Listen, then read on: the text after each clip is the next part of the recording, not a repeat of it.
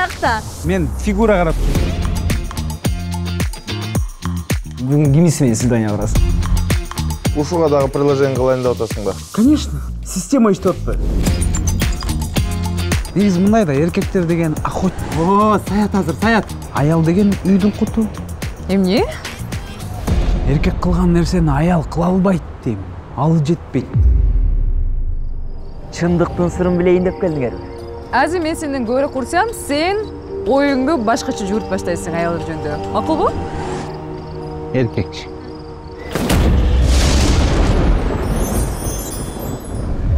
Эки кашык калганда тарелкасы менен ким салат холодильникке, я? Конечно, атаңар жууп коет да. Не болуп атат? Башынан эле матриархат болуп келген. Уктап калдыңбы? Нормально маникюр кылып албайсыңбы? Эркек деген аялдардын көзүнчө көп сүйлөбөш керек. Башты чакпачы. Жумшараак кантип айтсаң? Качан үйлөнөсүң? Нормальный кыз биринчи жолугушууда эле билип коет сенин не серьезный экениңди. Сизди Фойд деп атат. Бир жылдан кийин свадьба кылалы. Жай, бир жыл болбойт.